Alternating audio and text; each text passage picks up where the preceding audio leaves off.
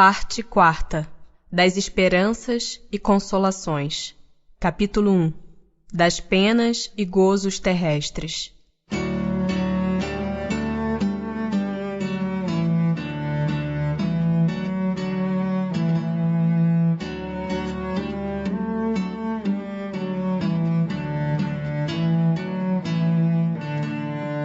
Felicidade e infelicidade relativas. Pode o homem gozar de completa felicidade na terra? Não. Por isso que a vida lhe foi dada como prova ou expiação. Dele, porém, depende a suavização de seus males e o de ser tão feliz quanto possível na terra. Concebe-se que o homem será feliz na terra quando a humanidade estiver transformada. Mas enquanto isso se não verifica, poderá conseguir uma felicidade relativa? O homem é quase sempre o obreiro da sua própria infelicidade. Praticando a lei de Deus, a muitos males se preservará e proporcionará a si mesmo felicidade tão grande quanto o comporte a sua existência grosseira.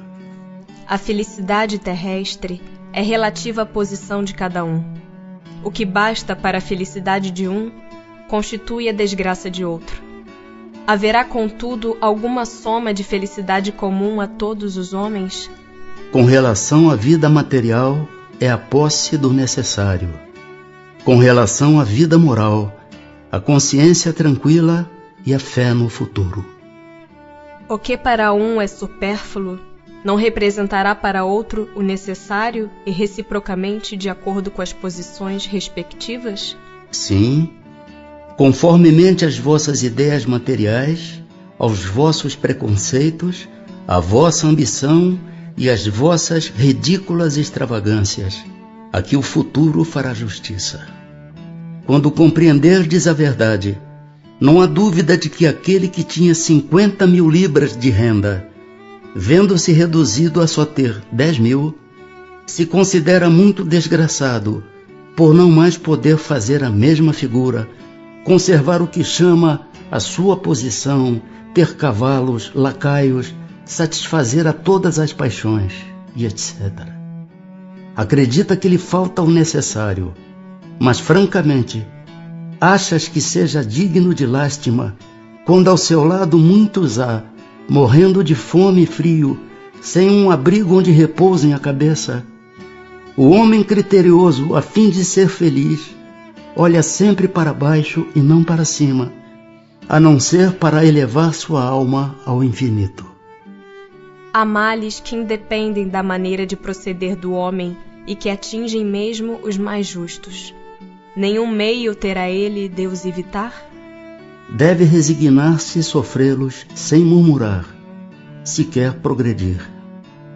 Sempre, porém, lhe é dado buscar consolação na própria consciência, que lhe proporciona a esperança de melhor futuro, se fizer o que é preciso para obtê-lo. Por que favorece Deus com os dons da riqueza a certos homens que não parecem tê-los merecido? Isso significa um favor aos olhos dos que apenas veem o presente. Mas fica sabendo, a riqueza é de ordinário prova mais perigosa do que a miséria. Criando novas necessidades, a civilização não constitui uma fonte de novas aflições? Os males deste mundo estão na razão das necessidades factícias que vos criais. Há muitos desenganos se poupa nesta vida aquele que sabe restringir seus desejos e olha sem inveja para o que esteja acima de si. O que menos necessidades tem, esse o mais rico. Invejais os gozos dos que vos parecem os felizes do mundo. Sabeis porventura o que lhes está reservado? Se os seus gozos são todos pessoais, pertencem eles ao número dos egoístas. O reverso então virá. Deveis de preferência lastimá-los. Deus algumas vezes permite que o mal prospere, mas a sua felicidade não é de causar inveja, porque com lágrimas amargas apagará. quando um justo é infeliz, isso representa uma prova que lhe será levada em conta se a suportar com coragem. Lembrai-vos destas palavras de Jesus: bem-aventurados os que sofrem, pois que serão consolados. Não há dúvida que à felicidade o supérfluo não é forçosamente indispensável, porém o mesmo não se dá com o necessário. Ora, não será real a infelicidade daqueles a quem falta o necessário? Verdadeiramente infeliz o homem só o é, quando sofre da falta do necessário à vida e à saúde do corpo. Todavia pode acontecer que essa privação seja de sua culpa. Então, só tem que se queixar de si mesmo. Se for ocasionada por outrem, a responsabilidade recairá sobre aquele que lhe houver dado causa. Evidentemente, por meio da especialidade das aptidões naturais, Deus indica a nossa vocação neste mundo. Muitos dos nossos males não advirão de não seguirmos essa vocação? Assim é. De fato, e muitas vezes são os pais que, por orgulho ou avareza, desviam seus filhos da senda que a natureza lhes traçou, comprometendo-lhes a felicidade por efeito desse desvio. Responderão por ele. Acharias então justo que o filho de um homem altamente colocado na sociedade fabricasse tamancos, por exemplo, desde que para isso tivesse aptidão? Cumpre não cair no absurdo nem exagerar coisa alguma. A civilização tem suas exigências. Por que haveria de fabricar tamancos o filho de um homem altamente colocado, como dizes, se pode fazer outra coisa? Poderá sempre tornar-se útil na medida de suas faculdades, desde que não as aplique às avessas. Assim, por exemplo, em vez de mau advogado, talvez desse bom mecânico e etc. Pessoas há que, carentes de todos os recursos, embora no seu derredor reine a abundância, só têm diante de si a perspectiva da morte. Que partido devem tomar? Devem deixar-se morrer de fome? Nunca ninguém deve ter a ideia de deixar-se morrer de fome. O homem acharia sempre meio de se alimentar, se o orgulho não se colocasse entre a necessidade e o trabalho. Costuma-se dizer: não há ofício desprezível. O seu estado não é o que desonra o homem. Isso, porém, cada um diz para os outros, e não para si. É evidente que, se não fossem os preconceitos sociais pelos quais se deixa o homem dominar, ele sempre acharia um trabalho qualquer que lhe proporcionasse meio de viver, embora deslocando-se da sua posição. Mas entre os que não têm preconceitos ou os põem de lado, não há pessoas que se veem na impossibilidade de prover as suas necessidades em consequência de moléstias ou outras causas independentes da vontade delas? Numa sociedade organizada segundo a lei do Cristo, ninguém deve morrer de fome. Porque são mais numerosas na sociedade as classes sofredoras do que as felizes? Nenhuma é perfeitamente feliz. E o que julgais ser a felicidade, muitas vezes oculta pungentes aflições. O sofrimento está por toda parte. Entretanto, para responder ao vosso pensamento, direi que as classes a que chamas sofredoras são mais numerosas, por ser a terra lugar de expiação. Quando a houver transformada em morada do bem e de espíritos bons, o homem deixará de ser infeliz, e ela lhe será o paraíso terrestre. Por que no mundo, tão frequentemente, a influência dos maus sobrepuja a dos bons? Por fraqueza destes. Os maus são intrigantes e audaciosos. Os bons são tímidos. Quando estes o quiserem, preponderarão. Assim como quase sempre é o homem o causador de seus sofrimentos materiais, também o será de seus sofrimentos morais?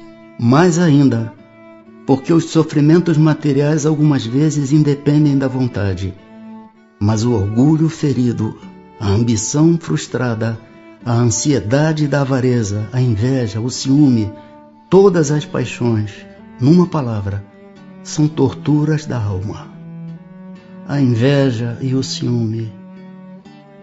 Felizes os que desconhecem estes dois vermes roedores. Para aquele que a inveja e o ciúme atacam, não há calma nem repouso possíveis. À sua frente, como fantasmas, que lhe não dão tréguas e o perseguem até durante o sono, se levantam os objetos de sua cobiça, do seu ódio, do seu despeito.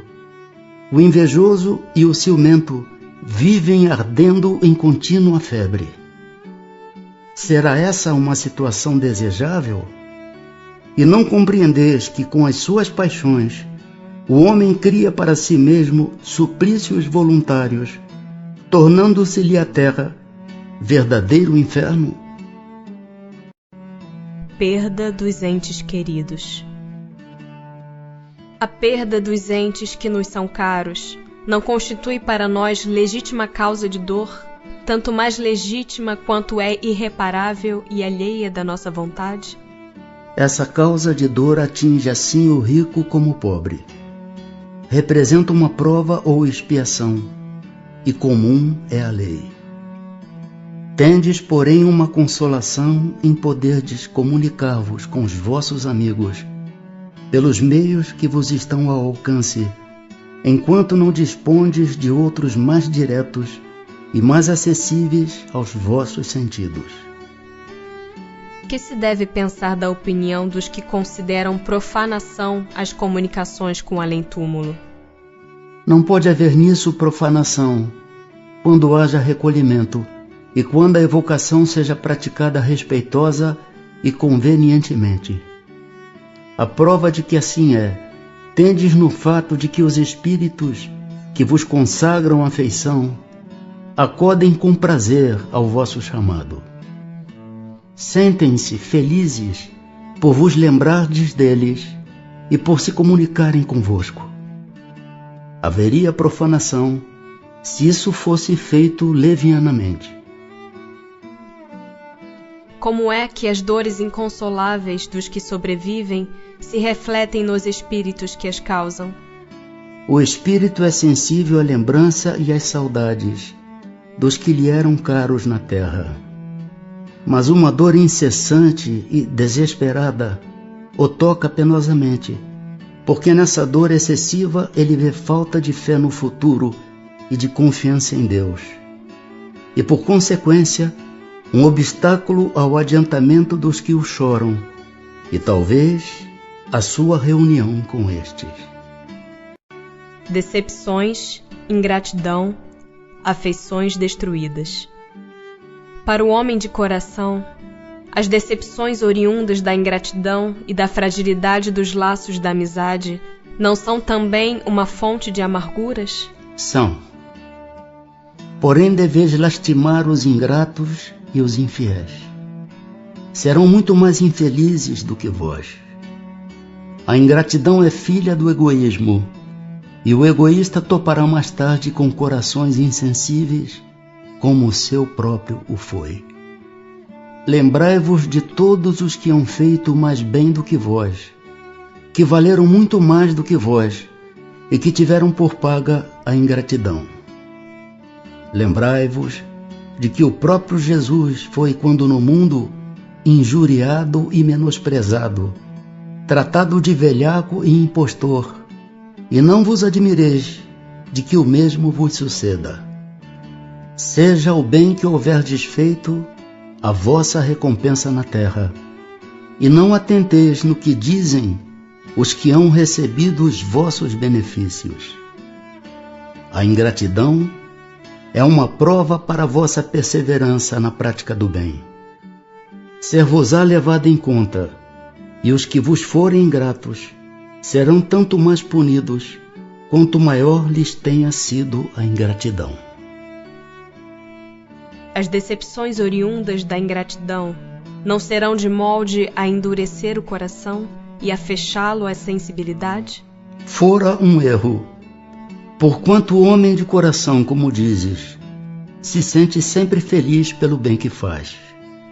Sabe que se esse bem for esquecido nesta vida, será lembrado em outra, e que o ingrato se envergonhará e terá remorsos da sua ingratidão. Mas isso não impede que seu coração fique ferido. Ora, daí não poderá nascer-lhe a ideia de que seria mais feliz se fosse menos sensível? Pode, se preferir a felicidade do egoísta. Triste felicidade essa. Saiba, pois, que os amigos ingratos que o abandonam não são dignos de sua amizade e que se enganou a respeito deles. Assim sendo, não há de que se lamentar o tê-los perdido. Mais tarde, achará outros que saberão compreendê-lo melhor. Lastimai os que usam para convosco de um procedimento que não tenhais merecido, pois bem triste se lhes apresentará o reverso da medalha. Não vos aflijais, porém, com isso. Será o meio de vos colocardes acima deles. Uniões antipáticas. Uma vez que os espíritos simpáticos são induzidos a unir-se, como é que entre os encarnados frequentemente só de um lado há afeição, e que o mais sincero amor se vê acolhido com indiferença e até com repulsão? Como é, além disso, que a mais viva afeição de dois seres pode mudar-se em antipatia e mesmo em ódio? Não compreendes então que isso constitui uma punição, se bem que passageira? Depois, quantos não são os que acreditam amar perdidamente, porque apenas julgam pelas aparências, e que, obrigados a viver com as pessoas amadas, não tardam a reconhecer que só experimentaram um encantamento material. Não basta uma pessoa estar enamorada de outra que lhe agrada e em quem supõe belas qualidades. Vivendo realmente com ela é que poderá apreciá-la.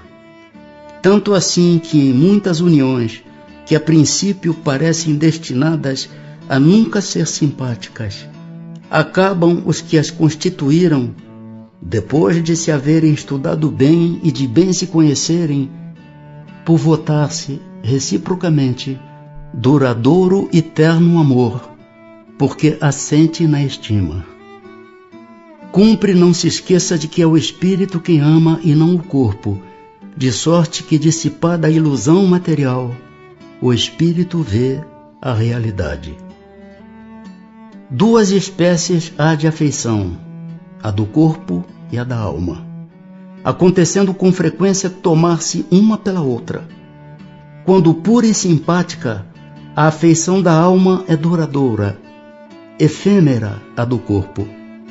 Daí vem que muitas vezes os que julgavam amar-se com eterno amor passam a odiar-se desde que a ilusão se desfaça.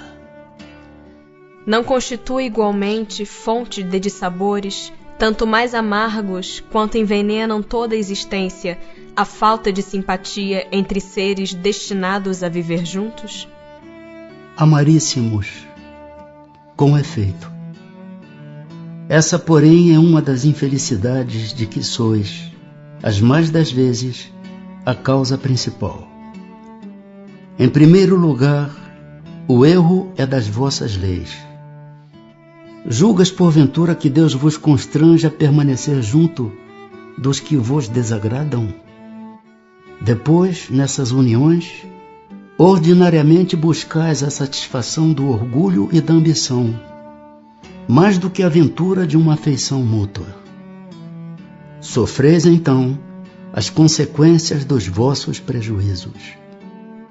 Mas nesse caso, não há quase sempre uma vítima inocente? Há. E para ela é uma dura expiação. Mas a responsabilidade da sua desgraça recairá sobre os que lhe tiverem sido os causadores.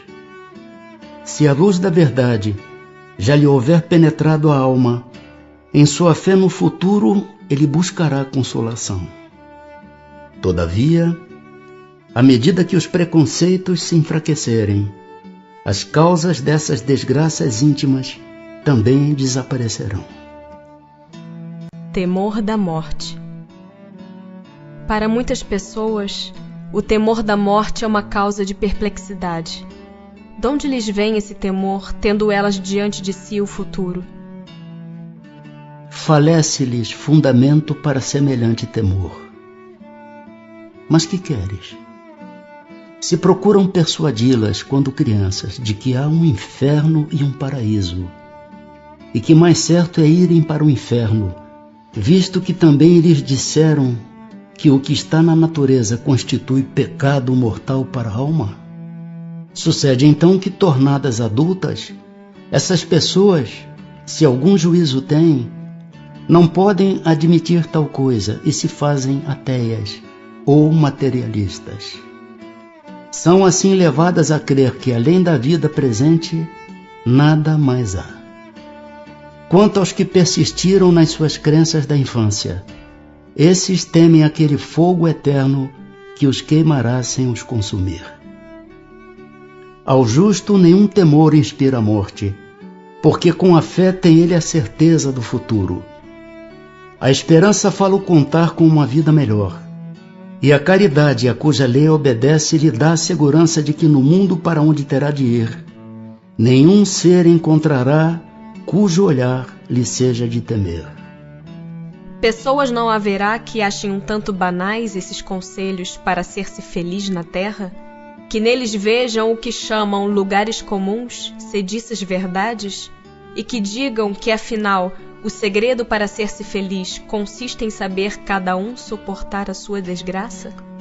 Há as que dizem isso, e em grande número. Mas muitas pessoas se parecem com certos doentes a quem o médico prescreve a dieta. Desejariam curar-se sem remédios e continuando a apanhar indigestões.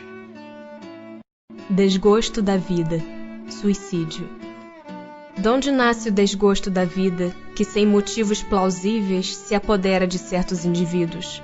Efeito da ociosidade, da falta de fé e também da saciedade. Para aquele que usa de suas faculdades com fim útil e de acordo com as suas aptidões naturais, o trabalho nada tem de árido e a vida se escoa mais rapidamente. Ele lhe suporta as vicissitudes com tanto mais paciência e resignação, quanto obra com o fito da felicidade mais sólida e mais durável que o espera. Tem o homem o direito de dispor da sua vida? Não. Só a Deus assiste esse direito. O suicídio voluntário importa numa transgressão dessa lei. Não é sempre voluntário o suicídio? O louco que se mata não sabe o que faz. Que se deve pensar do suicídio que tem como causa o desgosto da vida? Insensatos. Por que não trabalhavam? A existência não lhes teria sido tão pesada. É do suicídio cujo fim é fugir às misérias e às decepções deste mundo. Pobres espíritos que não têm a coragem de suportar as misérias da existência. Deus ajuda aos que sofrem e não aos que carecem de energia e de coragem. As tribulações da vida são provas ou expiações. Felizes os que a suportam sem se queixar, porque serão recompensados. Ai, porém, daqueles que esperam a salvação do que na sua impiedade chamam acaso ou fortuna. O acaso ou a fortuna, para me servir da linguagem deles, podem com efeito favorecê-los por um momento, mas para lhes fazer sentir mais tarde, cruelmente, a vacuidade dessas palavras. Os que hajam conduzido o desgraçado a esse ato de desespero sofrerão as consequências de tal proceder? Ó, esses, ai deles, responderão como por um assassínio. Pode ser considerado suicida aquele que, a braços com a maior penúria, se deixa morrer de fome? É um suicídio, mas os que lhe foram causa ou que teriam podido impedi-lo são mais culpados do que ele, a quem a indulgência espera. Todavia não penseis que seja totalmente absolvido, se lhe faltarem firmeza e perseverança, e se não usou de toda a sua inteligência para sair do atoleiro. Ai dele, sobretudo, se o seu desespero nasce do orgulho, quero dizer, se for quais homens em quem o orgulho anula os recursos da inteligência, que corariam de dever a existência ao trabalho de suas mãos e que preferem morrer de fome a renunciar ao que chamam sua posição social.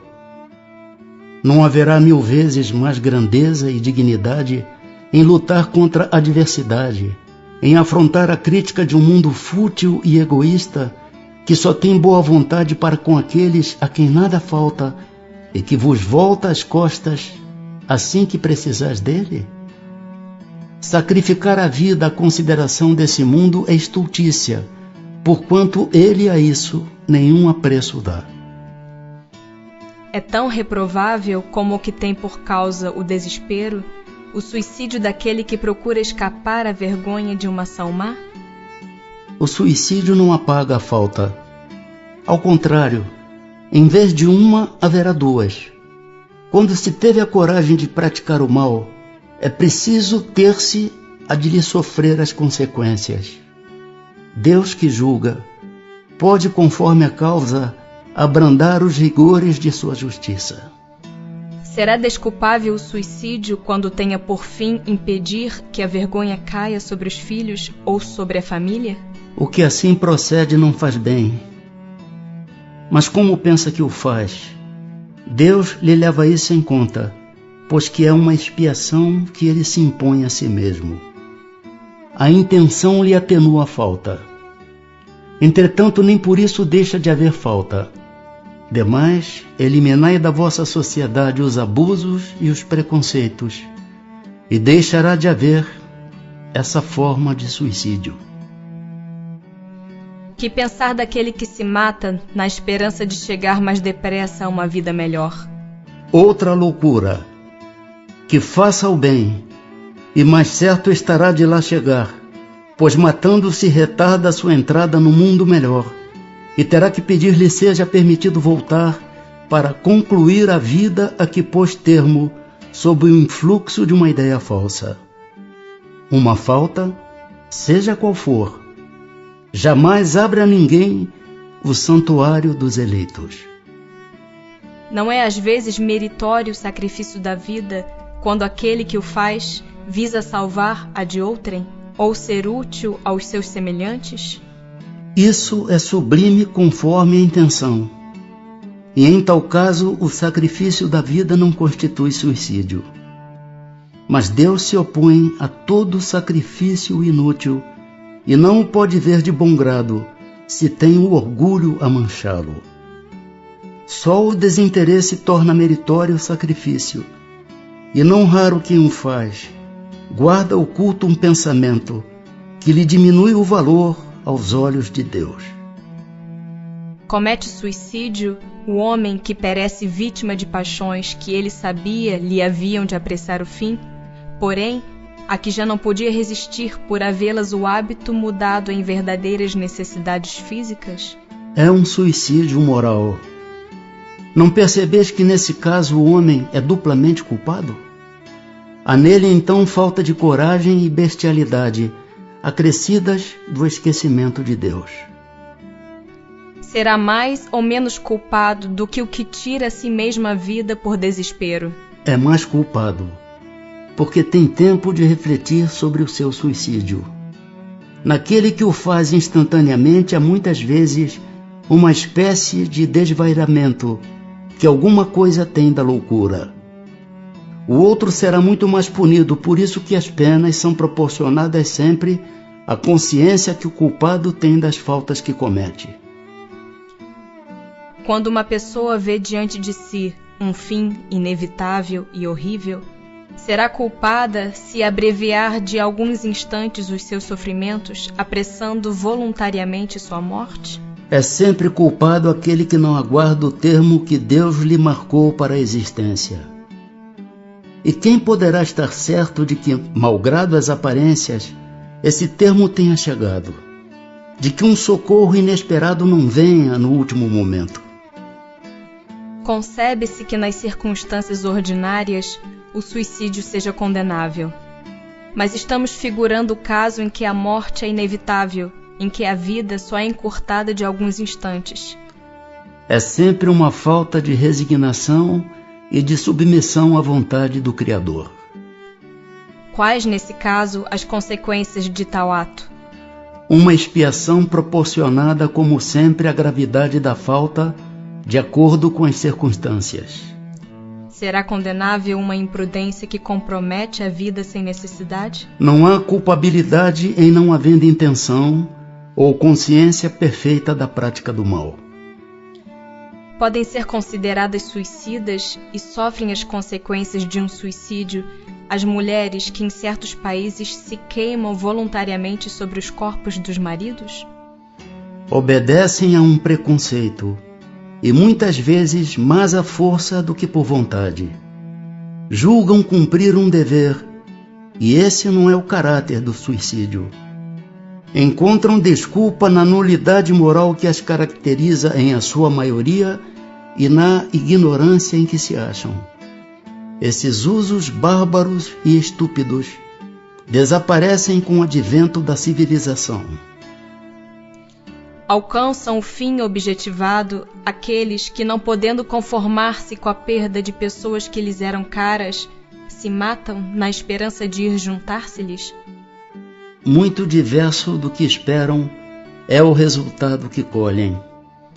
Em vez de se reunirem ao que era objeto de suas afeições, dele se afastam por longo tempo, pois não é possível que Deus recompense um ato de covardia e o insulto que lhe fazem com o duvidarem da sua providência. Pagarão esse instante de loucura com aflições maiores do que as que pensaram abreviar, e não terão para compensá-las a satisfação que esperavam.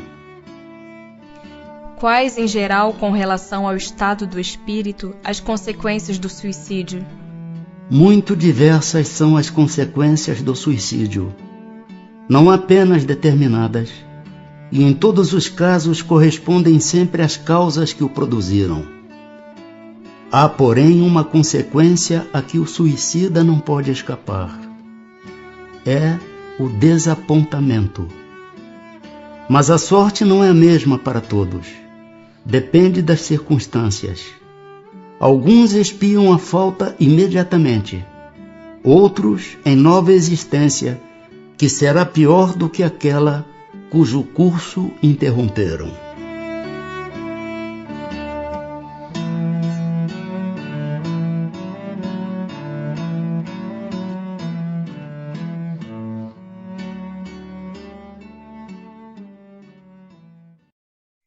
Capítulo 2 Das penas e gozos futuros.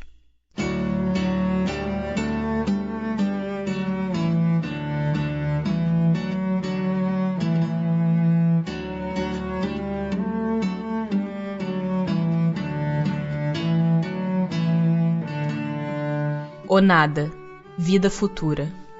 Por que tem o homem instintivamente horror ao nada? Porque o nada não existe. Donde nasce para o homem o sentimento instintivo da vida futura?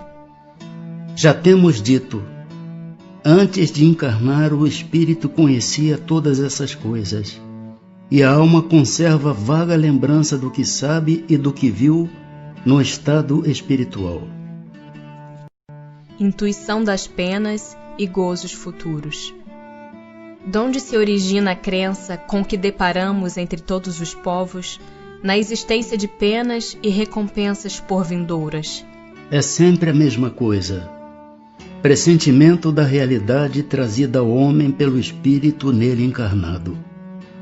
Porque sabei o bem, não é em vão que uma voz interior vos fala. O vosso erro consiste em não lhe prestardes bastante atenção. Melhores vos tornaríeis, se nisso pensasses muito e muitas vezes. Qual o sentimento que domina a maioria dos homens no momento da morte?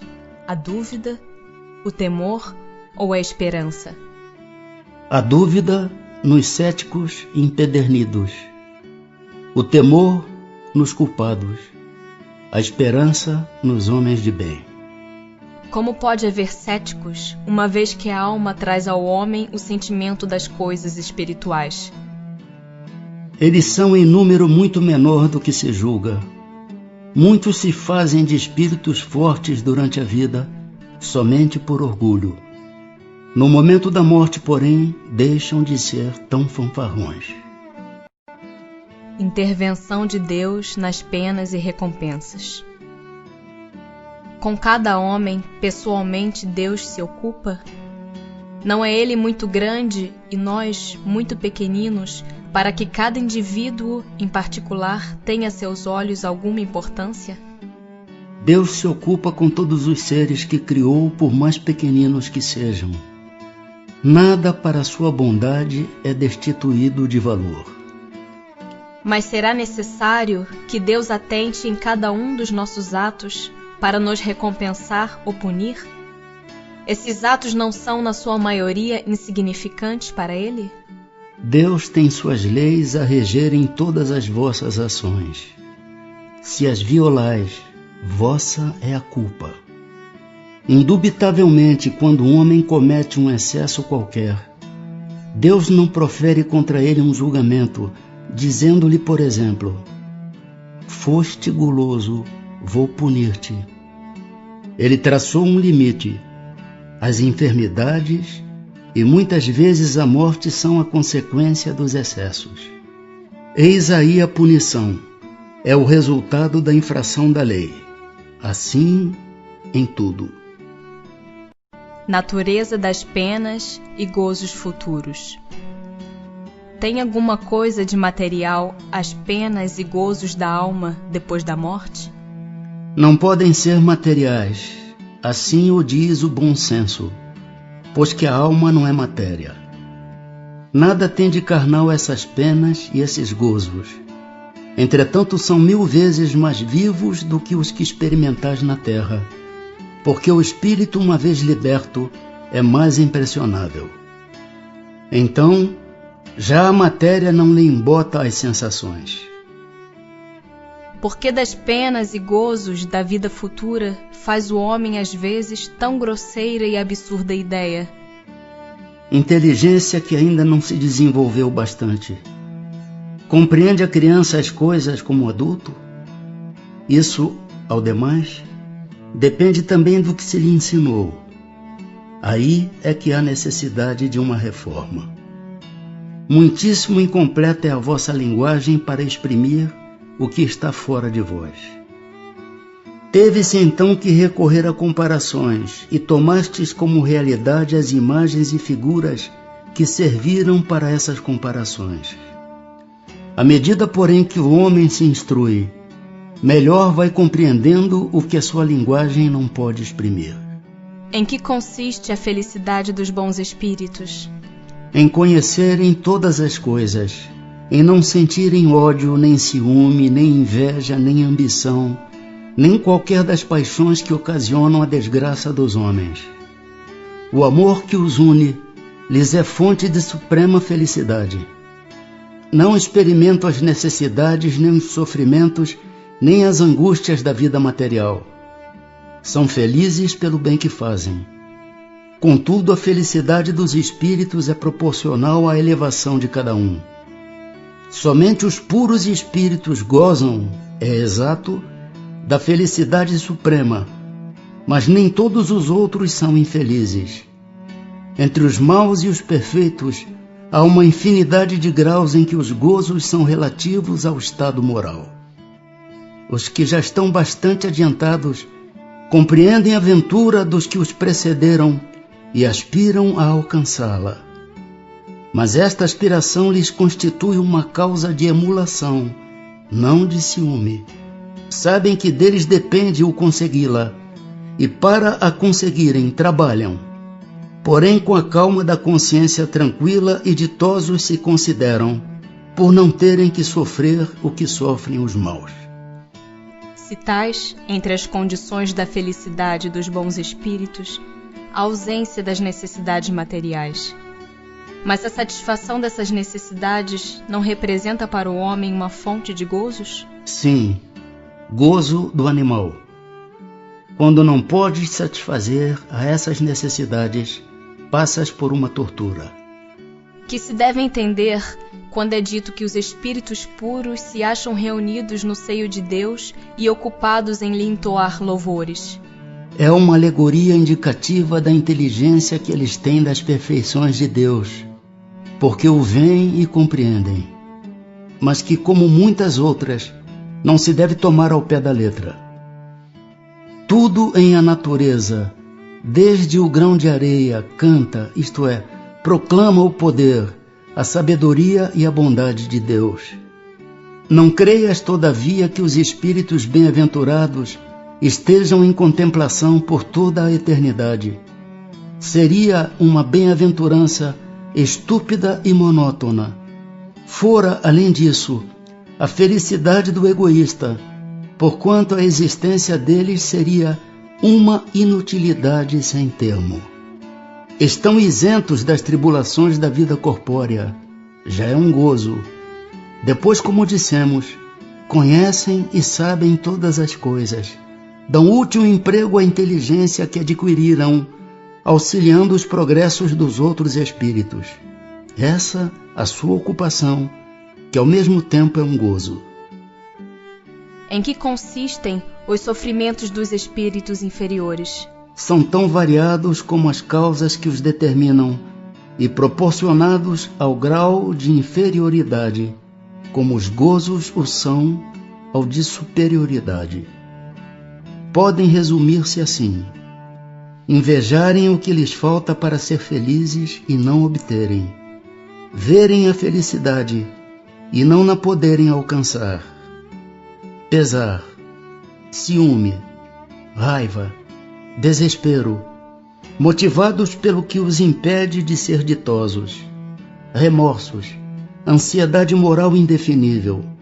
Desejam todos os gozos e não os podem satisfazer.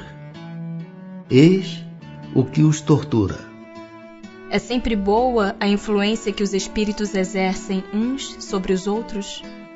Sempre boa, está claro, da parte dos bons espíritos. Os espíritos perversos, esses procuram desviar da senda do bem e do arrependimento os que lhes parecem susceptíveis de se deixarem levar e que são, muitas vezes, os que eles mesmos arrastaram ao mal durante a vida terrena. Assim, a morte não nos livra da tentação? Não, mas a ação dos maus espíritos é sempre menor sobre os outros espíritos do que sobre os homens, porque lhes falta o auxílio das paixões materiais. Como procedem os maus espíritos para tentar os outros espíritos, não podendo jogar com as paixões? As paixões não existem materialmente, mas existem no pensamento dos espíritos atrasados. Os maus dão pasto a esses pensamentos, conduzindo suas vítimas aos lugares onde possa lhes oferecer o espetáculo daquelas paixões e de tudo o que as possa excitar. Mas de que servem essas paixões se já não têm objeto real? Nisso precisamente é que lhes está o suplício. O avarento vê ouro que não lhe é dado possuir. O devasso, orgias em que não pode tomar parte. O orgulhoso, honras que lhe causam inveja e de que não pode gozar. Quais os sofrimentos maiores a que os espíritos maus se veem sujeitos? Não há descrição possível das torturas morais que constituem a punição de certos crimes. Mesmo o que as sofre teria dificuldade em vos dar delas uma ideia. Indubitavelmente, porém, a mais horrível consiste em pensarem que estão condenados sem remissão. Donde procede a doutrina do fogo eterno? Imagem, semelhante a tantas outras tomada como realidade. Mas o temor desse fogo não produzirá bom resultado? Vede se serve de freio, mesmo entre os que o ensinam. se ensinardes coisas que mais tarde a razão venha a repelir, causareis uma impressão que não será duradoura nem salutar. Os espíritos inferiores compreendem a felicidade do justo? Sim, e isso lhes é um suplício, porque compreendem que estão dela privados por sua culpa. Daí resulta que o espírito liberto da matéria aspira à nova vida corporal, pois que cada existência, se for bem empregada, abrevia um tanto a duração desse suplício. É então que procede a escolha das provas por meio das quais possa expiar suas faltas. Porque ficais sabendo, o espírito sofre por todo o mal que praticou ou de que foi causa voluntária, por todo o bem que houvera podido fazer e não fez, e por todo o mal que decorra de não haver feito o bem. Para o espírito errante já não há véus. Ele se acha como tendo saído de um nevoeiro e vê o que o distancia da felicidade. Mas sofre então, porque compreende quanto foi culpado. Não tem mais ilusões. Vê as coisas na sua realidade. O espetáculo dos sofrimentos dos espíritos inferiores não constitui para os bons uma causa de aflição? E nesse caso, que fica sendo a felicidade deles se é assim turbada? Não constitui motivo de aflição, pois que sabem que o mal terá fim. Auxiliam os outros a se melhorarem e lhes estendem as mãos. Essa a ocupação deles, ocupação que lhes proporciona gozo quando são bem-sucedidos. Isto se concebe da parte de espíritos estranhos ou indiferentes. Mas o espetáculo das tristezas e dos sofrimentos daqueles a quem amaram na terra não lhes perturba a felicidade? Se não vissem esses sofrimentos, é que eles vos seriam estranhos depois da morte. Ora, a religião vos diz que as almas vos veem, mas eles consideram de outro ponto de vista os vossos sofrimentos. Sabem que estes são úteis ao vosso progresso, se os suportardes com resignação. Afligem-se, portanto, muito mais com a falta de ânimo que vos retarda, do que com os sofrimentos considerados em si mesmos, todos passageiros. Não podendo os espíritos ocultar reciprocamente seus pensamentos, e sendo conhecidos todos os atos da vida, dever-se-á deduzir que o culpado está perpetuamente em presença de sua vítima? Não pode ser de outro modo. Assim diz o bom senso. Serão um castigo para o culpado essa divulgação de todos os nossos atos reprováveis e a presença constante dos que deles foram vítimas? Maior do que se pensa, mas tão somente até que o culpado tenha expiado suas faltas, quer como espírito, quer como homem, em novas existências corpóreas. A lembrança das faltas que a alma, quando imperfeita, tenha cometido, não lhe turba a felicidade, mesmo depois de se haver purificado? Não, porque resgatou suas faltas e saiu vitoriosa das provas a que se submetera para esse fim. Não serão para a alma causa de penosa apreensão que lhe altera a felicidade as provas por que ainda tenha de passar para acabar a sua purificação? Para a alma ainda maculada são. Daí vem que ela não pode gozar de felicidade perfeita, senão quando esteja completamente pura. Para aquela, porém, que já se elevou, nada tem de penoso pensar nas provas que ainda haja de sofrer. O laço de simpatia que une os espíritos da mesma ordem constitui para eles uma fonte de felicidade? Os espíritos entre os quais há recíproca simpatia para o bem encontram na sua união um dos maiores gozos, visto que não receiam vê-la turbada pelo egoísmo. Formam no mundo inteiramente espiritual famílias pela identidade de sentimentos, consistindo nisto a felicidade espiritual, do mesmo modo que no vosso mundo vos grupais em categorias e experimentais certo prazer, quando vos achais reunidos. Na afeição pura e sincera que cada um vota aos outros, e de que é por sua vez objeto, tem eles um manancial de felicidade, porquanto lá não há falsos amigos, nem hipócritas.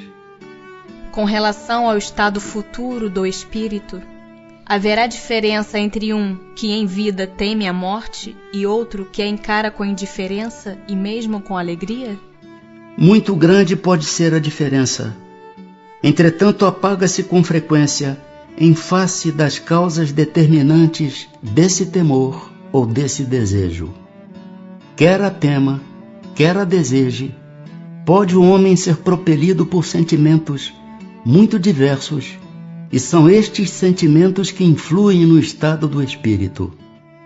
É evidente, por exemplo, que naquele que deseja a morte, unicamente porque vê na morte o termo de suas tribulações, há uma espécie de queixa contra a providência e contra as provas que lhe cumpre suportar. Será necessário que professemos o espiritismo e creiamos nas manifestações espíritas para termos assegurado a nossa sorte na vida futura? Se assim fosse, seguir-se-ia que estariam deserdados todos os que não creem ou que não tiveram ensejo de esclarecer-se, o que seria absurdo. Só o bem assegura a sorte futura. Ora, o bem é sempre o bem, qualquer que seja o caminho que a ele conduza. Penas temporais. Não experimenta sofrimentos materiais o espírito que expia suas faltas em nova existência? Será então exato dizer-se que depois da morte só há para a alma sofrimentos morais? É bem verdade que quando a alma está reencarnada, as tribulações da vida são-lhe um sofrimento, mas só o corpo sofre materialmente. Falando de alguém que morreu, costumais dizer que deixou de sofrer. Nem sempre isto exprime a realidade. Como espírito está isento de dores físicas, porém tais sejam as faltas que tenha cometido, pode estar sujeito a dores morais mais agudas e pode vir a ser ainda mais desgraçado em nova existência. O mal rico terá que pedir esmola e se verá a braços com todas as privações oriundas da miséria. O orgulhoso com todas as humilhações.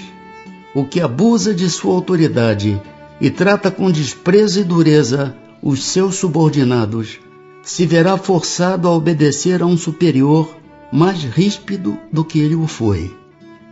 Todas as penas e tribulações da vida são expiação das faltas de outra existência, quando não a consequência das faltas da vida atual. Logo que daqui houverdes saído, compreendê-lo-eis. O homem que se considera feliz na terra, porque pode satisfazer as suas paixões, é o que menos esforços emprega para se melhorar. Muitas vezes começa sua expiação já nessa mesma vida de efêmera felicidade, mas certamente expiará noutra existência tão material quanto aquela. As vicissitudes da vida são sempre a punição das faltas atuais? Não, já dissemos. São provas impostas por Deus ou que vós mesmos escolhestes como espíritos antes de encarnardes, para expiação das faltas cometidas em outra existência, porque jamais fica impune a infração das leis de Deus e, sobretudo, da lei de justiça. Se não for punida nesta existência, há de sê-lo necessariamente noutra. Eis porque um que vos parece justo, muitas vezes sofre. É a punição do seu passado. Constitui recompensa a reencarnação da alma em um mundo menos grosseiro? É a consequência de sua depuração, porquanto à medida que se vão depurando, os espíritos passam a encarnar em mundos cada vez mais perfeitos, até que se tenham despojado totalmente da matéria e lavado de todas as impurezas, para eternamente gozarem da felicidade dos espíritos puros no seio de Deus. Pode o espírito que progrediu em sua existência terrena reencarnar alguma vez no mesmo mundo? Sim, desde que não tenha logrado concluir a sua missão, pode ele próprio pedir lhe seja dado completá-la em nova existência. Mas então já não está sujeito a uma expiação. Que sucede ao homem que, não fazendo mal, também nada faz para libertar-se da influência da matéria? Pois que nenhum passo dá para a perfeição, tem que recomeçar uma existência de natureza idêntica à precedente. Fica estacionário, podendo assim prolongar os sofrimentos da expiação. Há pessoas cuja vida se escoa em perfeita calma. Há pessoas cuja vida se escoa em perfeita calma, que nada precisando fazer por si mesmas, se conservam isentas de cuidados. Provará essa existência ditosa que elas nada têm que expiar de existência anterior? Conheces muitas dessas pessoas? Enganas-te se pensas que as há em grande número. Não raro, a calma é apenas aparente. Talvez elas tenham escolhido tal existência, mas quando a deixam, percebem que não lhes serviu para progredirem. Então, como preguiçoso, lamentam o tempo perdido. Sabei que o espírito não pode adquirir conhecimentos e elevar-se senão exercendo a sua atividade. Se adormece na indolência, não se adianta. Assemelha-se a um que, segundo os vossos usos, precisa trabalhar e que vai passear ou deitar-se com a intenção de nada fazer.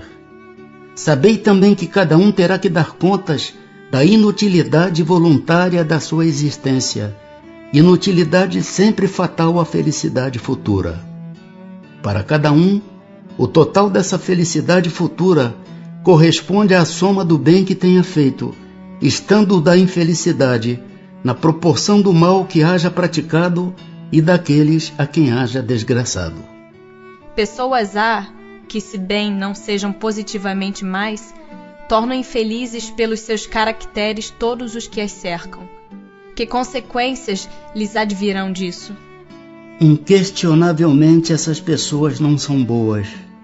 Expiarão suas faltas, tendo sempre diante da vista aqueles a quem infelicitaram, valendo-lhes isso por uma exprobação. Depois, noutra existência, sofrerão o que fizeram sofrer. Expiação e arrependimento. O arrependimento se dá no estado corporal ou no estado espiritual? No estado espiritual, mas também pode ocorrer no estado corporal, quando bem compreendeis a diferença entre o bem e o mal. Qual a consequência do arrependimento no estado espiritual? Desejar o arrependido uma nova encarnação para se purificar. O espírito compreende as imperfeições que o privam de ser feliz, e por isso aspira a uma nova existência em que possa expiar suas faltas. Que consequência produz o arrependimento no estado corporal? Fazer que já na vida atual o espírito progrida, se tiver tempo de reparar suas faltas. Quando a consciência o acusa e lhe mostra uma imperfeição, o homem pode sempre melhorar-se. Não há homens que só têm o instinto do mal e são inacessíveis ao arrependimento? Já vos disse que todo espírito tem que progredir incessantemente. Aquele que nesta vida só tem o instinto do mal, terá noutra vida o do bem. E é para isso que renasce muitas vezes, pois preciso é que todos progridam e atinjam a meta. A diferença está somente em que uns gastam mais tempo do que outros, porque assim o querem. Aquele que só tem o instinto do bem já se purificou, visto que talvez tenha tido o do mal em anterior existência. O homem perverso que não reconheceu suas faltas durante a vida sempre as reconhece depois da morte? Sempre as reconhece. E então mais sofre porque sente em si todo o mal que praticou ou de que foi voluntariamente causa. Contudo, o arrependimento nem sempre é imediato. Há espíritos que se obstinam em permanecer no mau caminho, não obstante os sofrimentos por que passam. Porém, cedo ou tarde, reconhecerão errada a senda que tomaram e o arrependimento virá. Para esclarecê-los, trabalham os bons espíritos, e também vós podeis trabalhar. Haverá espíritos que, sem serem maus, se conservem indiferentes à sua sorte? Há espíritos que de coisa alguma útil se ocupam. Estão na expectativa, mas nesse caso sofrem proporcionalmente. Devendo em tudo haver progresso, neles o progresso se manifesta pela dor. Não desejam esses espíritos abreviar seus sofrimentos? Desejam-no sem dúvida, mas falta-lhes energia bastante para quererem o que os pode aliviar. Quantos indivíduos se contam entre vós que preferem morrer de miséria a trabalhar? Pois que os espíritos veem o mal que lhes resulta de suas imperfeições, como se explica que haja os que agravam suas situações e prolongam o estado de inferioridade em que se encontram, fazendo o mal como espíritos, afastando do bom caminho os homens? Assim procedem os de tardio arrependimento. Pode também acontecer que depois de se haver arrependido, o espírito se deixe arrastar de novo para o caminho do mal por outros espíritos ainda mais atrasados. Vêem-se espíritos de notória inferioridade, acessíveis aos bons sentimentos e sensíveis às preces que por eles se fazem. Como se explica que outros espíritos, que devêramos supor mais esclarecidos, revelem um endurecimento e um cinismo dos quais coisa alguma consegue triunfar? A prece só tem efeito sobre o espírito que se arrepende. Com relação aos que, impelidos pelo orgulho, se revoltam contra Deus e persistem nos seus desvarios, chegando mesmo a exagerá-los, como o fazem alguns desgraçados espíritos, a prece nada pode e nada poderá, senão no dia em que um clarão de arrependimento se produza neles. A expiação se cumpre no estado corporal ou no estado espiritual? A expiação se cumpre durante a existência corporal mediante as provas a que o espírito se acha submetido, e na vida espiritual, pelos sofrimentos morais inerentes ao estado de inferioridade do espírito. Basta o arrependimento durante a vida para que as faltas do espírito se apaguem e ele ache graça diante de Deus? O arrependimento concorre para a melhoria do espírito, mas ele tem que expiar o seu passado. Se diante disto um criminoso dissesse que, cumprindo-lhe em todo caso expiar o seu passado, nenhuma necessidade tem de se arrepender, que é o que daí lhe resultaria? Tornar-se mais longa e mais penosa a sua expiação, desde que ele se torne obstinado no mal. Já desde esta vida, poderemos ir resgatando as nossas faltas? Sim, reparando-as. Mas não creais que possais resgatá-las mediante algumas privações pueris ou distribuindo em esmolas o que possuirdes depois que morrerdes, quando de nada mais precisais. Deus não dá valor a um arrependimento estéril, sempre fácil, e que custa apenas o esforço de bater no peito. A perda de um dedo mínimo, quando se esteja prestando um serviço, apaga mais faltas do que o suplício da carne suportado durante anos com um objetivo exclusivamente pessoal. Só por meio do bem se repara o mal, e a reparação nenhum mérito apresenta, se não atinge o homem nem no seu orgulho, nem nos seus interesses materiais. De que serve para sua justificação que restitua depois de morrer os bens mal adquiridos, quando se lhe tornaram inúteis e deles tirou todo o proveito? De que lhe serve privar-se de alguns gozos fúteis, de algumas superfluidades se permanece integral o dano que causou a outrem. De que lhe serve, finalmente, humilhar-se diante de Deus, se perante os homens conserva o seu orgulho? Nenhum mérito haverá em assegurarmos para depois de nossa morte emprego útil aos bens que possuímos? Nenhum mérito não é o termo. Isso sempre é melhor do que nada. A desgraça, porém, é que aquele que só depois de morto dá, é quase sempre mais egoísta do que generoso. Quer ter o fruto do bem sem o trabalho de praticá-lo. Duplo proveito tira aquele que em vida se priva de alguma coisa. O mérito do sacrifício e o prazer de ver felizes os que lhe devem a felicidade. Mas lá está o egoísmo a dizer-lhe: o que dás, tira aos teus gozos. E como o egoísmo fala mais alto do que o desinteresse e a caridade, o homem guarda o que possui, pretextando suas necessidades pessoais e as exigências da sua posição. Ah, lastimai aquele que desconhece o prazer de dar. Acha-se verdadeiramente privado de um dos mais puros e suaves gozos, submetendo-o à prova da riqueza, tão escorregadia e perigosa para o seu futuro. Houve Deus por bem conceder-lhe como compensação a ventura da generosidade de que já neste mundo pode gozar. Que deve fazer aquele que em artigo de morte reconhece suas faltas quando já não tem tempo de as reparar? Basta-lhe nesse caso arrepender-se? O arrependimento lhe apressa a reabilitação, mas não o absolve. Diante dele não se desdobra o futuro que jamais se lhe tranca? Duração das penas futuras.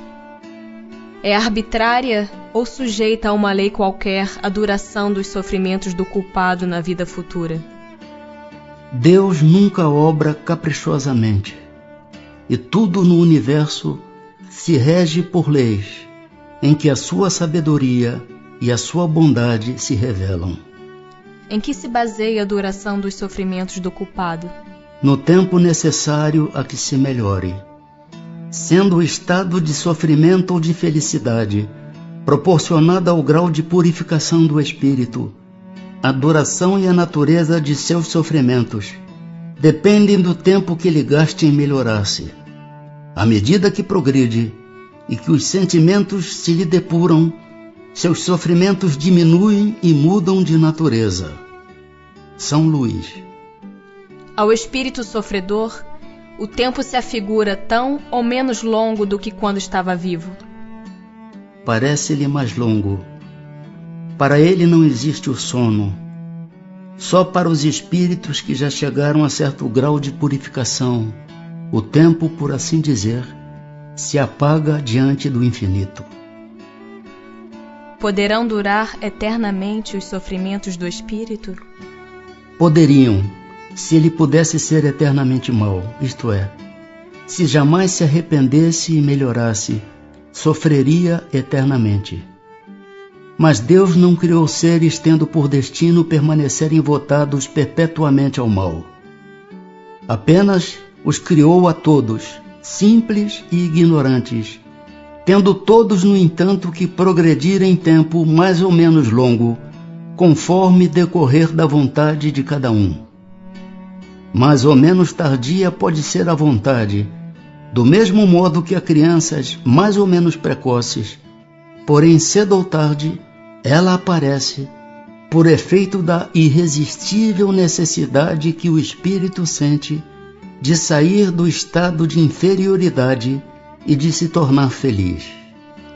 Eminentemente sábia e magnânima é, pois, a lei que rege a duração das penas, porquanto subordina essa duração aos esforços do espírito.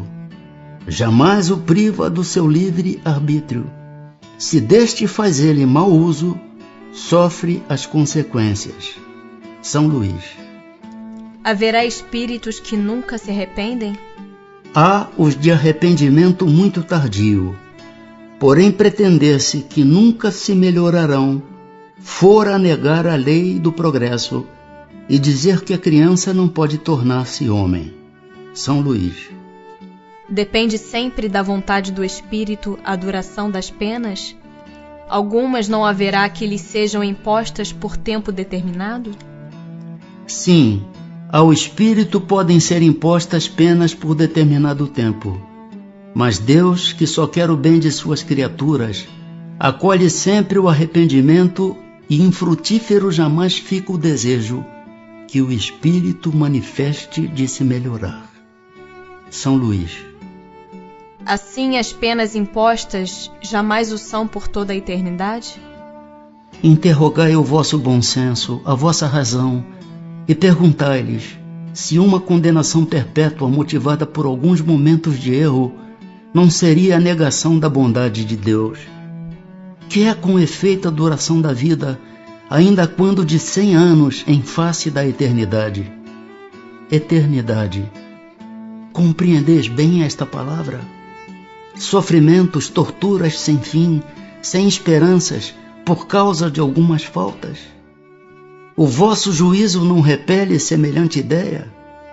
Que os antigos tenham considerado o Senhor do Universo um Deus terrível, cioso e vingativo, concebe-se. Na ignorância em que se achavam, atribuíam a divindade às paixões dos homens. Esse, todavia, não é o Deus dos cristãos, que classifica como virtudes primordiais o amor, a caridade, a misericórdia, o esquecimento das ofensas. Poderia ele carecer das qualidades cuja posse prescreve como um dever às suas criaturas? Não haverá contradição em se lhe atribuir a bondade infinita e a vingança também infinita? Dizes que, acima de tudo, ele é justo e que o homem não lhe compreende a justiça. Mas a justiça não exclui a bondade, e ele não seria bom se condenasse a eternas e horríveis penas a maioria das suas criaturas. Teria o direito de fazer da justiça uma obrigação para seus filhos, se lhes não desse meio de compreendê-la? Aliás, no fazer que a duração das penas dependa dos esforços do culpado, não está toda a sublimidade da justiça unida à bondade? Aí é que se encontra a verdade desta sentença: a cada um segundo as suas obras. Santo Agostinho. Aplicai-vos por todos os meios ao vosso alcance em combater, em aniquilar a ideia da eternidade das penas, ideia blasfematória da justiça e da bondade de Deus, germe fecundo da incredulidade, do materialismo e da indiferença que invadiram as massas humanas desde que as inteligências começaram a desenvolver-se. O espírito, prestes a esclarecer-se, ou mesmo apenas desbastado, logo lhe aprendeu a monstruosa injustiça. Sua razão a repele, e então raro é que não englobe no mesmo repúdio a pena que o revolta e o Deus a quem a atribui. Daí os males sem conta que hão desabado sobre vós, e aos quais vimos trazer remédio. Tanto mais fácil será a tarefa que vos apontamos, quanto é certo que todas as autoridades em que se apoiam os defensores de tal crença evitaram todas pronunciar-se formalmente a respeito. Nem os concílios, nem os pais da Igreja resolveram essa grave questão. Muito embora, segundo os evangelistas, e tomadas ao pé da letra as palavras emblemáticas do Cristo, ele tenha ameaçado os culpados com um fogo que se não extingue, com um fogo eterno, absolutamente nada se encontra nas suas palavras, capaz de provar que os haja condenado eternamente. Pobres ovelhas desgarradas, aprendei a ver aproximar-se de vós o bom pastor, que longe de vos banir para todo sempre de sua presença, vem pessoalmente ao vosso encontro para vos reconduzir ao aprisco. Filhos pródigos, deixai o vosso voluntário exílio, encaminhai vossos passos para a morada paterna. O Pai vos estende os braços e está sempre pronto a festejar o vosso regresso ao seio da família. Lamennais, Guerras de Palavras. Ainda não basta o sangue que tendes feito correr. Será ainda preciso que se reacendam as fogueiras?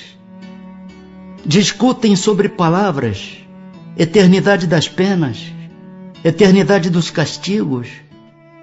Ignorais então que o que hoje entendeis por eternidade não é o que os antigos entendiam e designavam por esse termo? Consulte o teólogo as fontes, e lá descobrirá, como todos vós, que o texto hebreu não atribuía esta significação ao vocábulo que os gregos, os latinos e os modernos traduziram por penas sem fim, irremissíveis. Eternidade dos castigos corresponde à eternidade do mal. Sim, enquanto existir o mal entre os homens, os castigos subsistirão.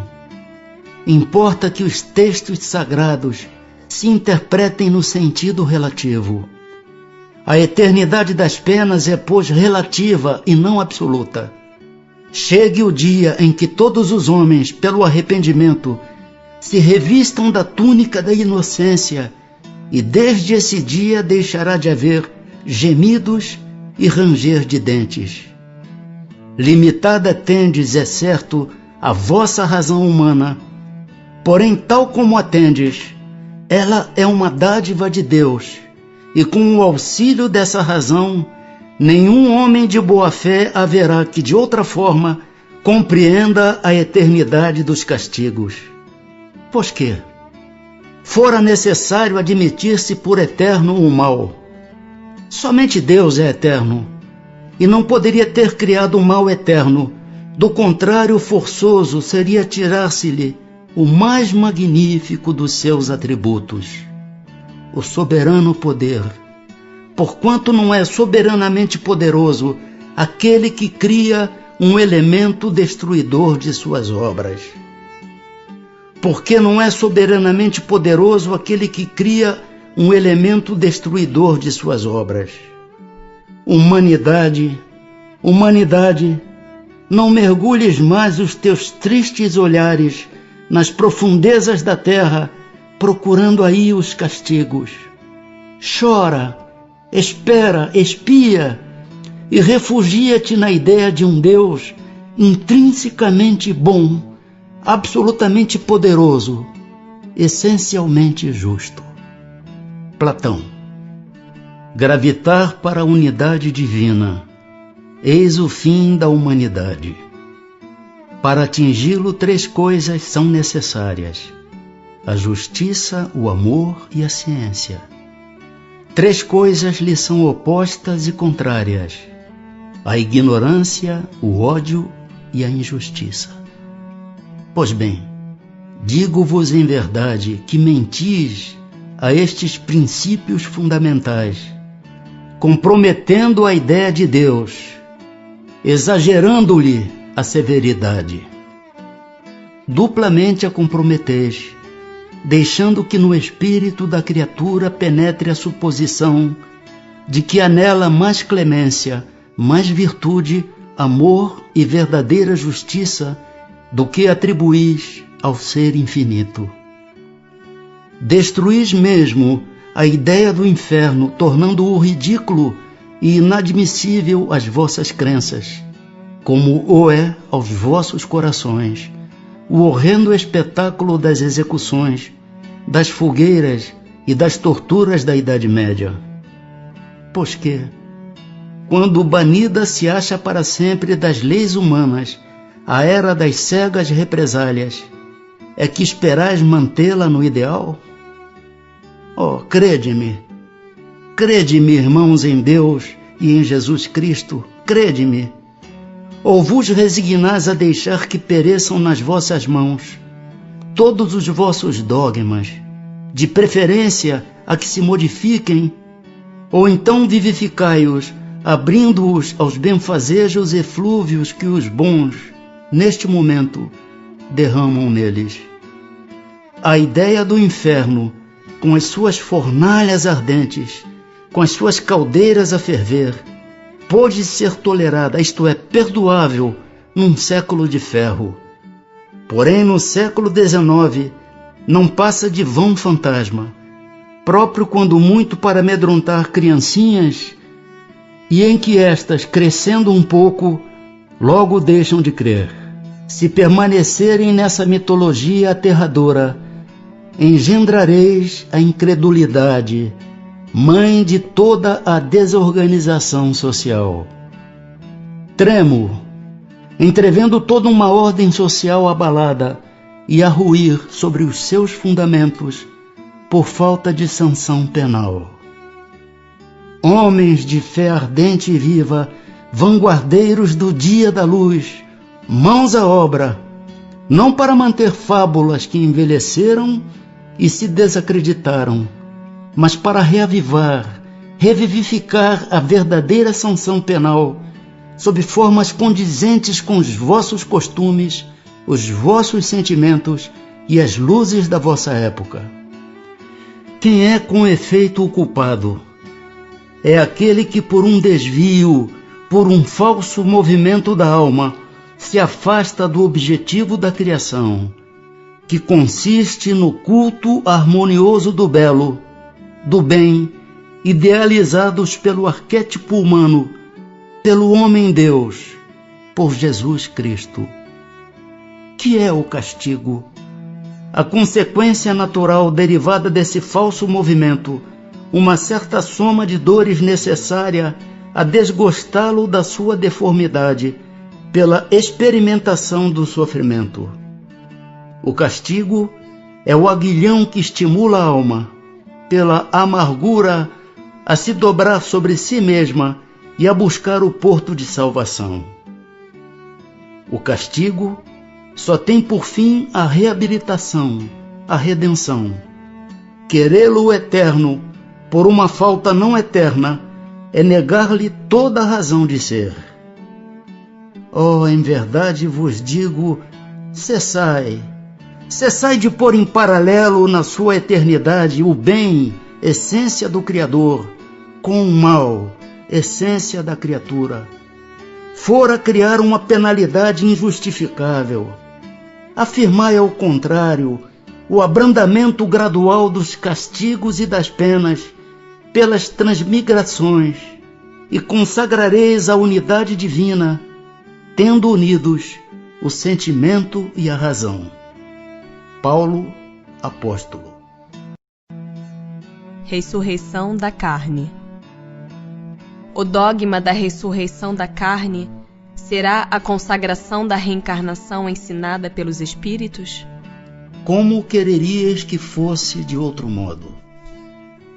Conforme sucede com tantas outras, estas palavras só parecem despropositadas no entender de algumas pessoas, porque as tomam ao pé da letra. Levam por isso à incredulidade. Dai-lhes uma interpretação lógica, e os que chamais livres pensadores as admitirão sem dificuldades, precisamente pela razão de que refletem. Por quê? Não vos enganeis. Esses livres pensadores o que mais pedem e desejam é crer. Têm como os outros, ou talvez mais que os outros, a sede do futuro, mas não podem admitir o que a ciência desmente. A doutrina da diversidade das existências é consentânea com a justiça de Deus. Só ela explica o que sem ela é inexplicável. Como havias de pretender que o seu princípio não estivesse na própria religião? Assim, pelo dogma da ressurreição da carne, a própria Igreja ensina a doutrina da reencarnação? É evidente. Demais, Essa doutrina decorre de muitas coisas que têm passado despercebidas e que dentre em pouco se compreenderão neste sentido. Reconhecer-se-á em breve que o Espiritismo ressalta a cada passo do texto, mesmo das Escrituras Sagradas. Os Espíritos, portanto, não vêm subverter a religião como alguns o pretendem. Vêm, ao contrário, confirmá-la, sancioná-la por provas irrecusáveis. Como, porém, são chegados os tempos de não mais empregarem linguagem figurada, eles se exprimem sem alegorias e dão às coisas sentido claro e preciso que não possa estar sujeita a qualquer interpretação falsa. Eis porque daqui a algum tempo, muito maior será do que é hoje o número de pessoas sinceramente religiosas e crentes. São Luís. Paraíso, inferno e purgatório. Haverá no universo lugares reservados para as penas e gozos dos espíritos segundo seus merecimentos? Já respondemos a esta pergunta. As penas e os gozos são inerentes ao grau de perfeição dos espíritos. Cada um tira de si mesmo o princípio de sua felicidade ou de sua desgraça. E como eles estão por toda parte, nenhum lugar, reservado ou fechado, existe especialmente destinado a uma ou outra coisa. Quanto aos encarnados, esses são mais ou menos felizes ou desgraçados, conforme é mais ou menos adiantado o mundo em que habitam.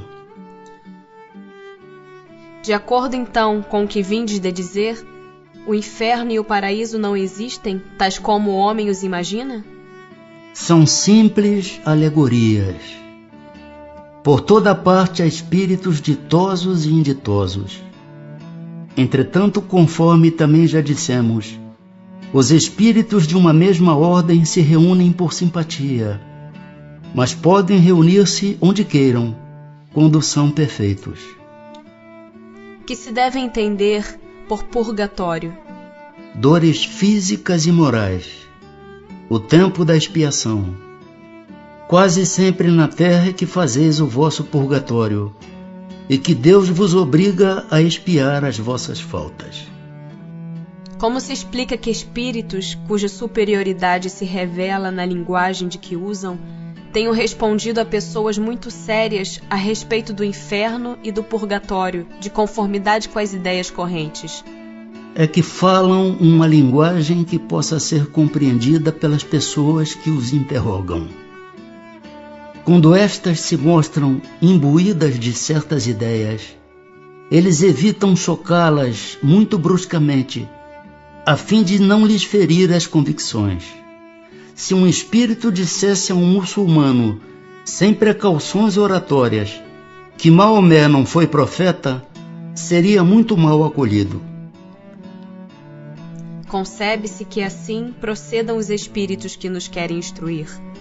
Como, porém, se explica que, interrogados acerca da situação em que se achavam, alguns espíritos tenham respondido que sofriam as torturas do inferno ou do purgatório? Quando são inferiores e ainda não completamente desmaterializados, os espíritos conservam uma parte de suas ideias terrenas e, para dar suas impressões, se servem dos termos que lhes são familiares. Acham-se num meio que só imperfeitamente lhes permite sondar o futuro.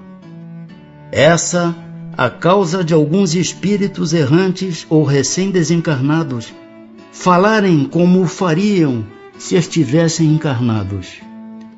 Inferno se pode traduzir por uma vida de provações extremamente dolorosa com a incerteza de haver outra melhor. Purgatório, por uma vida também de provações, mas com a consciência de melhor futuro. Quando experimentas uma grande dor, não costumas dizer que sofres como um danado? Tudo isso são apenas palavras, e sempre ditas em sentido figurado. Que se deve entender por uma alma penar? uma alma errante e sofredora, incerta de seu futuro, e a qual podeis proporcionar o alívio que muitas vezes solicita, vindo comunicar-se convosco. Em que sentido se deve entender a palavra céu?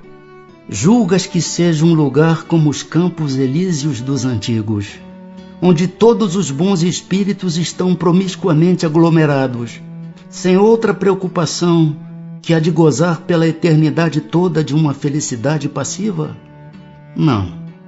É o espaço universal. São os planetas, as estrelas e todos os mundos superiores, onde os espíritos gozam plenamente de suas faculdades, sem as tribulações da vida material, nem as angústias peculiares à inferioridade. Alguns espíritos disseram estar habitando o quarto, o quinto céus e etc. Que queriam dizer com isso? Perguntando-lhes que céu habitam, é que formais ideia de muitos céus dispostos como os andares de uma casa. Eles então respondem de acordo com a vossa linguagem. Mas por estas palavras, quarto e quinto céus, exprimem diferentes graus de purificação e, por consequência, de felicidade. É exatamente como quando se pergunta a um espírito se está no inferno. Se for desgraçado, dirá, sim, porque para ele, inferno é sinônimo de sofrimento. Sabe, porém, muito bem que não é uma fornalha. Um pagão diria estar no Tártaro. Em que sentido se deve entender estas palavras do Cristo? Meu reino não é deste mundo. Respondendo assim, o Cristo falava em sentido figurado. Queria dizer que o seu reinado se exerce unicamente sobre os corações puros e desinteressados. Ele está onde quer que domine o amor do bem. Ávidos, porém, das coisas deste mundo e apegados aos bens da terra, os homens com ele não estão. Poderá jamais implantar-se na terra o reinado do bem? O bem reinará na terra quando entre os espíritos que a vêm habitar, os bons predominarem, porque então farão que aí reinem o amor e a justiça, fonte do bem e da felicidade. Por meio do progresso moral e praticando as leis de Deus, é que o homem atrairá para a terra os bons espíritos e dela afastará os maus. Estes, porém, não a deixarão, senão quando daí estejam banidos o orgulho e o egoísmo. Predita foi a transformação da humanidade, e vos avizinhais do momento em que se dará. Momento cuja chegada apressam todos os homens que auxiliam o progresso. Essa transformação se verificará por meio da encarnação de espíritos melhores, que constituirão na terra uma geração nova. Então, os espíritos dos maus, que a morte vai ceifando dia a dia, e todos os que tentem deter a marcha das coisas, serão daí excluídos, pois que viriam a estar deslocados entre os homens de bem, cuja felicidade perturbariam. Irão para mundos novos, menos adiantados, desempenhar missões penosas, trabalhando pelo seu próprio adiantamento, ao mesmo tempo que trabalharão pelo desenvolvimento de seus irmãos ainda mais atrasados. Neste banimento de espíritos da terra transformada, não percebeis a sublime alegoria do paraíso perdido e na vinda do homem para a terra em semelhantes condições, trazendo em si o germen de suas paixões e os vestígios da sua inferioridade primitiva?